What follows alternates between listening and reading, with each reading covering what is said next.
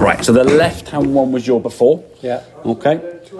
Really big stance, big flare with the feet there. Ball position's actually a long way back of the left heel, but as we said, because your stance was so wide, that's a straight line, it actually kind of comes underneath your left armpit in a pretty good spot. But the stance being that wide there, physically now you can't move. So what happens now to make your golf swing now, as you go back, there's a lot of wrist hinge, okay? So the club's going to collapse here now. So the club now dropping down here quite a lot. There's a lot of hinging in the wrist because of that club getting there, okay?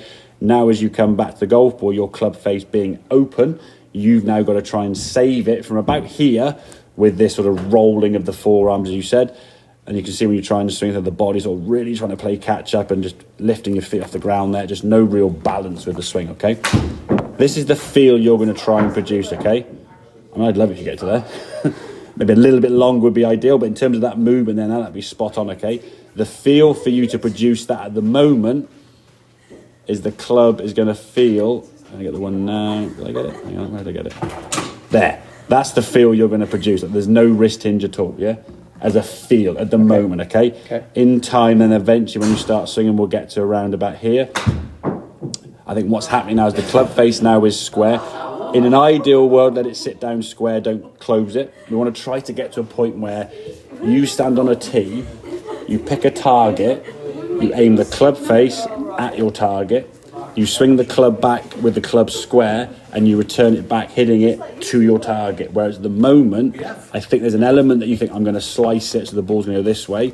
You aim the club face on the ground this way, you open it on the way back and then try and close it the last second. And when you're playing 2 or 3 games a week, you're probably getting a nice little sort of groove and the ball's going to go quite good. But based around, not just you, but a lot of people's golf, we have windows through our sort of year where we might miss out for a couple of weeks because of work and family commitments, all this kind of stuff or whatever it may be. And if we're coming back now and we're trying to rely on pure timing at the speed we're swinging a golf club, it'll take you 4 or 5 games before you start realising what that club's going to be doing, okay? So if we can get you to a point where, and this is where you feel the swing was there, that would be perfect. I mean, if you can get that backswing, I mean, there's a pretty good chance you're breaking 90 by this summer, yeah?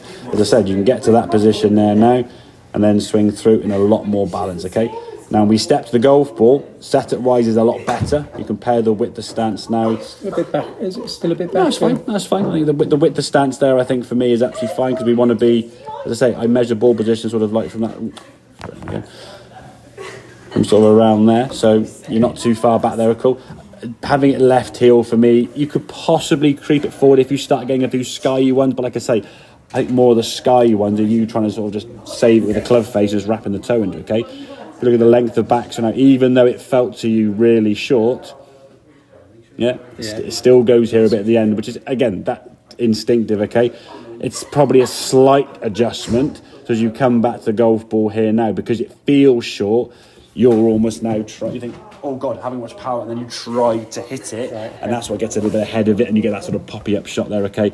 In terms of the swing though, at least at a follow through position, I mean, that's got a bit of chance of supporting. That one looks like it's like downhill sort of skateboarder or something, or whatever it may be, but just really tough from that position to hit some shots. And as like I say, it's almost a credit to the fact that you could hit some good shots from that position. It just made it really tough. The chances are they're going to be mishits, and when they are mishits with the club head speed that you generate with the variance of the club starting off, I mean, put numbers I guess, but 10 degrees left, 25 right, and then 50.